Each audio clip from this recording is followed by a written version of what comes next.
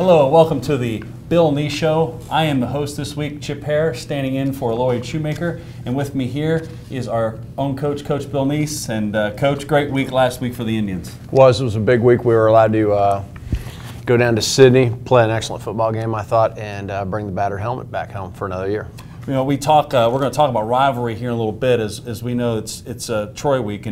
But let's talk real quickly about the Sydney game. We're going into the game. We're 3-5. Let's talk about practice last week. You know, you and I talked a little bit about Friday and where we were and how we are at practice, having a great week of practice. You guys are flying around. We're getting after them a little bit. The guys are still continuing to come to practice, getting better. I think so. And, you know, one of the things we noted as coaches was the fact that our kids have instilled in them a great work ethic. And they've really bought into the concept of it's one game per week, and it's a cliche, but it's true, because in situations like that, that's where you need it. That's where you need to tap on that. You can't come out and say, hey, we're not able to accomplish this, so we might as well move on to basketball. These guys have signed a contract. They're going to play 10 weeks, and at the end of 10 weeks, they're going to see what happens. And they've so far 9 weeks has happened. We roll into Sydney, and great weather. It's a great night, great weather for football. We come out of the gates right from the get-go, and we set the tempo. Yeah, definitely. And I thought we came out both offensively, defensively, special team-wise. I thought our coaches did a great job of preparing. I thought our players, as I've said, were very receptive to everything that the coaches were teaching that week, and it all came together on a Friday night. When you look at our total yards of offense, which we were over 500 yards total, that really, I think, sends a message to, we just didn't show up and hope that, our talent was going to get us through. We talked about taking it to the next level in preparation and coming out of the gate, but also in the beginning of the second half. You and I talked about Friday about that third quarter really being an important part. And I thought really came out in the third quarter and sent a message too, because they had scored to cut it down to 21-7. Could have gone either way in terms of, hey, we could have resolved to get the ball back and cut it down, but we came out of the gates again. Yeah, and it was a little nerve-wracking for just a little bit, because of the fact that they ran the trick play on us, got us on a flea flicker, and then immediately in our minds, we had watched 9 or 8 straight weeks of them onside kicking virtually everybody, and so we had been prepared, and we knew the onside kick was going to come, and then the onside kick didn't come. So as a result, that moment though, we were a little concerned about what was going on. Let's look at individual performances.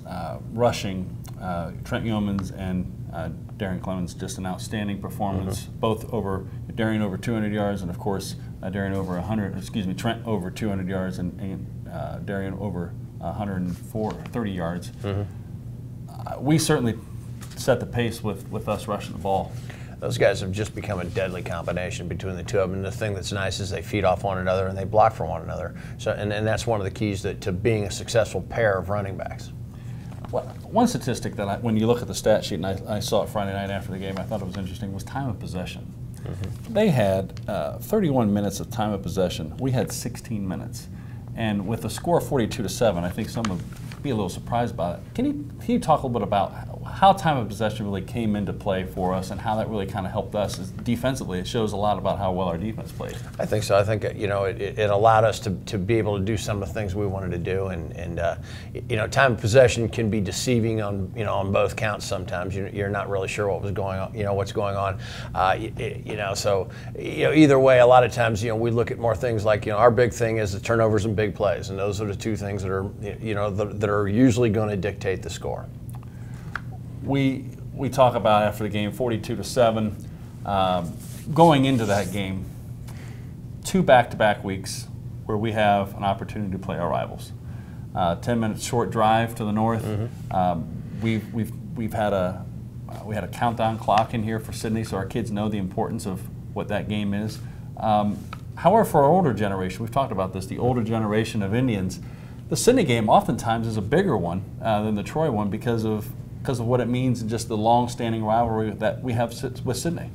Yeah, and for the longest time we had the two rallies. We would have a Sidney rally where we would traditionally burn the bee, and that would be a bonfire type rally. Usually took place out here somewhere, and the eventual goal then would be at the end to take a giant paper mache bee and throw it in the fire and burn it. And then we would have the second one, which would always be downtown. And we've kind of got away from that second one, but in our mind it doesn't lessen any of the importance as to what happened. I think it was just more of a logistics type thing. Certainly the Indians once again take care of business up in Sidney, and we owned that series pretty well, and our guys were ready to go. And Coach, as you and I were talking on the field, what you left me was not goodbye. You left me with Troy Week. Definitely, and it immediately starts as soon as that last game's over with, because again, it's the 10th game from now on. As soon as you get game 9 over with, you smile a little bit on the way off the field, and then it's time. We were back here, we're already working on it. Probably about 10:30, 10:45 on a Friday night, getting ready to roll. We are going to talk a little bit about the history of Troy and the rivalry, but let's talk about what we can expect from the Trojans this week. Obviously, they're not having a record-breaking season. However, they're still Troy, and we're going to get their best shot.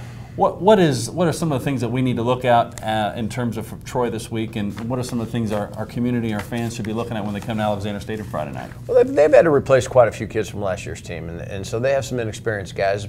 They did have some inexperienced guys. By game 10, everybody's got almost a season under their belts. So I think that's number one, more important. I think number two, even though you look at some of these records and you say, maybe they haven't won a game, maybe they haven't won 2 games, whatever the case may be, when you're playing in our league and you're playing Wayne, you're playing Cincinnati Northwest, you're playing Xenia, I think there's 5 teams on their schedule that are playoff teams. That's also a bit deceiving, because those guys are preparing and practicing every week just like we are. They're trying to go out there and get things done. I'm sure they're out trying to correct their errors. They're not just sitting back saying, well, let's just get the year over with. And so you've got to respect everybody. My high school coach used to tell me, respect all, fear none, and that's what we have to do. We respect everybody we play, but we're certainly not going to fear anybody, and we're going to come in prepared, ready to go. Well, when we look at Troy, I'm sure you and I can go back and talk about stories as to when you look at records when maybe our record wasn't as good or their record wasn't as good, and teams get beat because it's the game. Yeah. As a coach, how do you prepare? I know you don't prepare any differently, but it's the game. It's no secret. Everybody in this town, whether you follow the Indians or not, knows it's Troy Week. What's a preparation for their team? Do we keep things the same? We keep the routines the same? Obviously we've got a countdown clock in here. They know it's Troy Week. Do we have any different approach to things this week in our practice and our routine?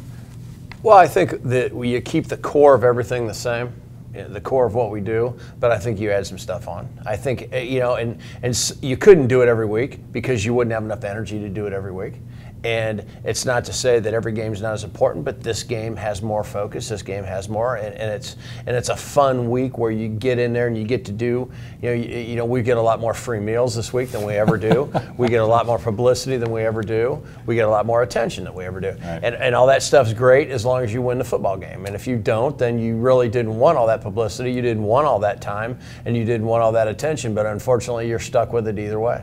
We are going to talk a little bit here. We're going to take a break. We're going to come back, and we're going to talk to a former player who was a part of the Piqua Troy series. We're going to talk about the series in itself and how close it is. We are going into game 130 on Friday night. That's hard to believe. 130 times these two teams have suited up to get ready to play. So when we come back, we will talk with Brett Mars, former Piqua High School football player, Coach Bill Neese, and we're going to talk about the rivalry and the great American rivalry. And we also want to say real quick, thank you to our sponsors that have been kind every week to help support the Coach Neese Show and support Piqua football. We'll be right back.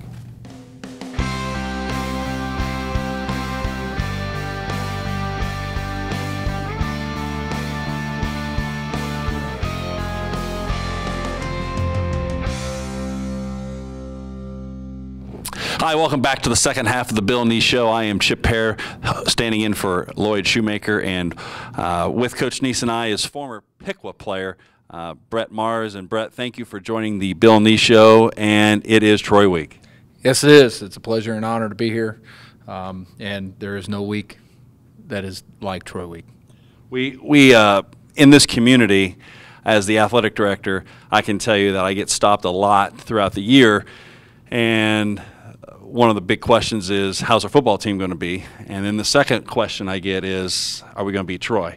And I can tell you that beginning of Troy week, today was our first day. It's Monday. We're taping this.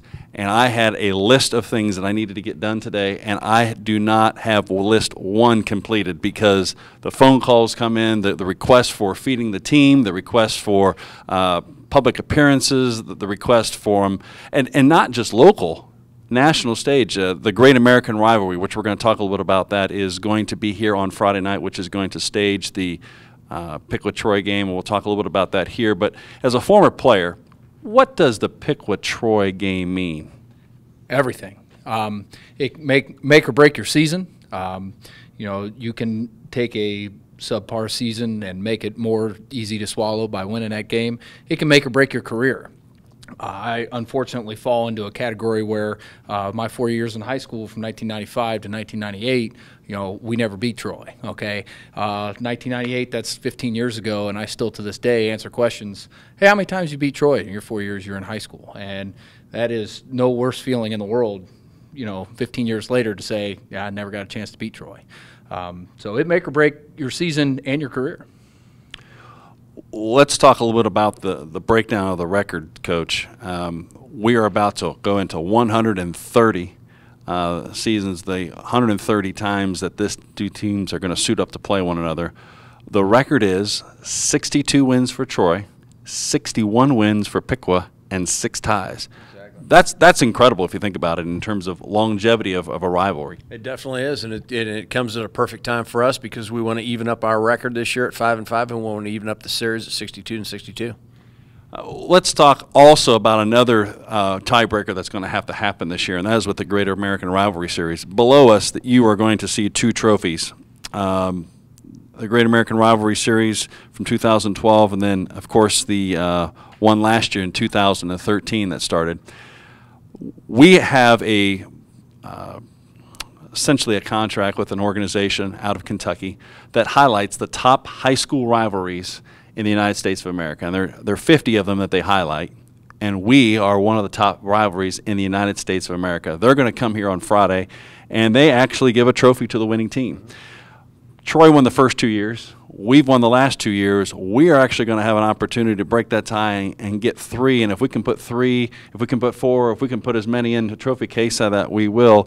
What is this as a football coach, knowing that not only are we talking about a community pride game, obviously in the state of Ohio, it's the oldest rivalry in the state of Ohio, but on a national scale, it's known as one of the top high school rivalries, and to be the football coach leading that team into Friday night, how does that make you feel as a football coach? Well, it makes me a little nervous sometimes when you get into the topics of talking about national and so forth and so on. But once the game comes, all the bugs go out and you just start coaching, you start playing. But I'll tell you what, it's really nice after the game's over with to if you're fortunate enough to win the game, to come away with not only 1 but 2 pieces of hardware. We've got the battle for the Miami River on one side, and then we'll also get a rivalry trophy on the other side. So it ends up to be a great incentive. Not that you play just for trophies, but those trophies are very nice looking, and I think that's something that we'd love to add, 1 more into our trophy case. It's Troy week here, and we are talking about the rivalry and the season when we're talking about needing our record of 5-5. But we also not very many opportunities that when you're 5-5, you're having an opportunity to play for hardware. And what I have my hand on right now is the Battle of Miami, where this is a traveling trophy. This goes beyond between 2 teams, and I can remember I was walking with this trophy as I had to take it to Troy last year, and I was walking through the parking lot, and former player Sean Mitchell grabbed me and said, "Hey, I want to see my year." And to see former players at what it means to be and play in this game. Talk a little bit about you talked about not winning against Troy, but talk about the nerves the week of, what the buildup is for that. It's like I said before, it's a week like no other. You do a lot of the same things that you do week in, week out, your base packages and things like that, and then you have all your extra. There's a lot more energy on the practice field. Everybody's flying around. There's definitely more hype. You have news media here for your practices, and the news doesn't normally ever care about your practice. Channel 7, 222, they're all here throughout the week. The fans, the crowd is big from the moment you step off the bus. Usually you step off the bus, the stadium's pretty empty. Troy week, it's completely opposite. You step off the bus, it's loud. You're getting booed from Troy when you're stepping on the field. You're getting screamed from your fans. It is a feeling like no other. Once game time comes around, the bugs kind of settle out. You settle down and you play the game that you were taught to be played under the game plan that you were taught, and things just kind of work themselves out from there. So once the game starts, kind of all the other stuff just falls by the wayside. You know, you just play the game. You just trust in what you know. You trust in your staff, and that you guys were prepared to win the game. What moment do you, as on a personal note, do you remember, obviously as a player, but when you hear Pickle Troy, is there a particular game that sticks out to you, or a particular moment that sticks out to you when you played? First thing I think of is 1993, 16-15, Worth Stadium.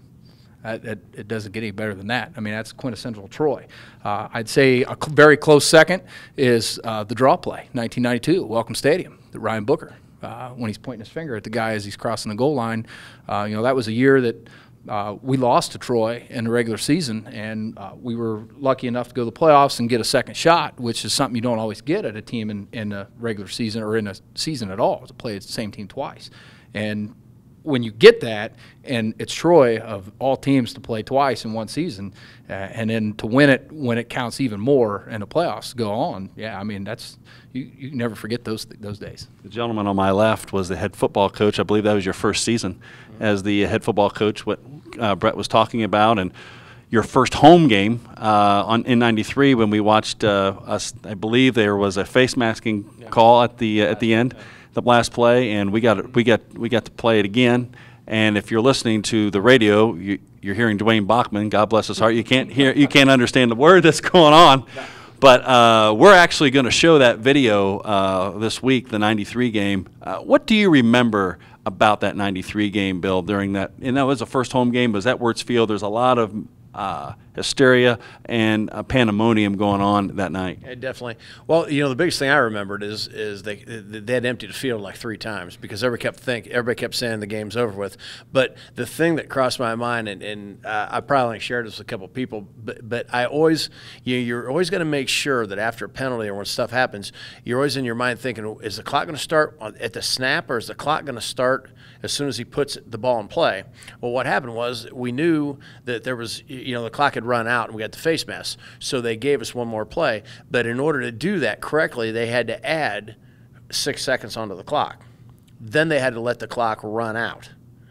All right, so me dealing with refs and so forth, I'm on the sideline, and I see the 6 seconds put back on the clock, and I'm thinking, I'm trying to get the rule in my mind, whatever, and all of a sudden the guy winds it.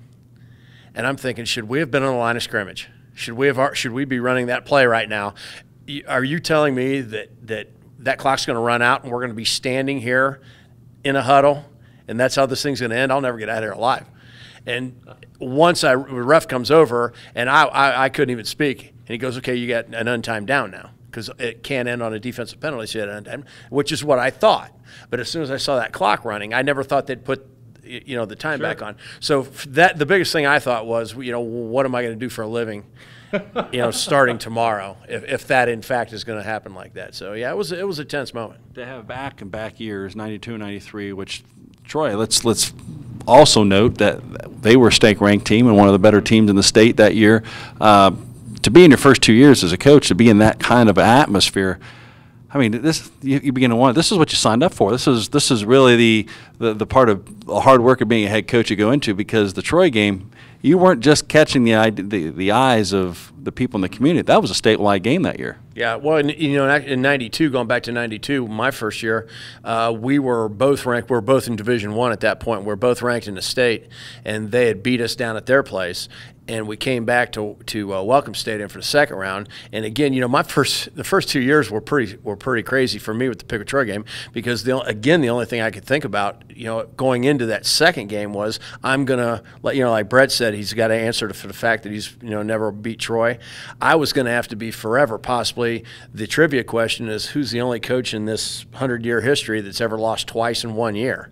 And that continued to play on me. I don't think I slept the whole week. So it was very important. I think that those are probably 2 of my biggest games also in my mind. When you think of Pickle Troy, there's probably a lot of people that would go back to, if you talk to Ed Perk, former athletic director. They talk about that game. They also talk about the games back in the 60s and the 70s.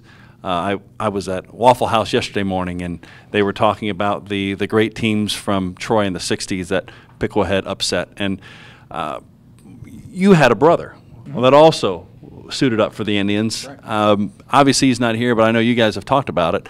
What is your background with talking to AJ? What does Piqua Troy mean to him?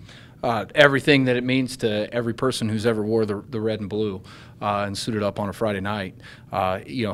He's one of the biggest prodders that I have in my life about the fact that I've never beat Troy. He beat Troy twice, and he doesn't hesitate to let me know that. One of my roommates in college, I had the opportunity to play in college, and my best friend from college is Travis Lucas. Love him to death, but he's a Troy kid, graduated from Troy, and he also doesn't hesitate to let me know that I never beat Troy in my entire 4 years of high school. I don't think that what this week means to any person who's ever worn this uniform is different. I think it's the same for just about everybody. I don't think that you can understand it until you've been through it, and I don't know that it can be put into words. I was in a room today with some gentlemen that were talking about the game, and the older generation. And when they talk about the game, there are tears in their eyes because of what it means to them. And it goes to until you've walked through those shoes and been through it as a coach or as a player, what it means to get prepared for that game.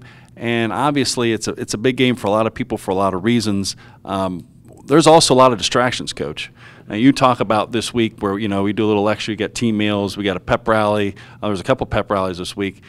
Talk a little bit about how you manage those distractions, because we've got a game plan. We got to get prepared and ready to go Friday night. At the end of the day, people don't care about the rallies; they want to know about the end results. Talk about how you manage that. What we try to do is we try to keep our schedule as much as we can on track, and then anything that's added, anything that's in addition to what we do is exactly what that is. It's added on to somewhere else. We don't shorten our practices. We don't lengthen our practices. We don't move our practices for the convenience of something else. Everything we do is a set, and then whatever we can do to contribute in the meantime, that's something we're glad to do. Piqua Troy. They will be battling it out for the 130th time on Friday night at Alexander Stadium. We have a lot riding on this one. We're going 5-5. We're looking to get one more Great American Rivalry trophy. We like to keep this thing in our locker room one more year. And we like to tie that whole time series up 62, 62, and 6. And if you think about how many times these two teams have gone at it and the fact that we have an opportunity to tie it up, it's quite an honor. So speaking of an honor, it's an honor to have you, Brett, here as a former player. We appreciate it. Coach Neese, thank you for being here as well and talking about this rivalry as a Great American Series. We'll be here Friday. The Battle of the Miami will be on the line. We hope you come out, root on the Indians, because this one, I can tell you, is going to be a classic. Thank you so much for Brett Mars and Bill Neese. I'm your host, Chip Hare. We will see you next week to talk about the victory over Piqua and Troy right here on Channel 5. And again, thank you to our sponsors as week in and week out for supporting Piqua football. Have a good night.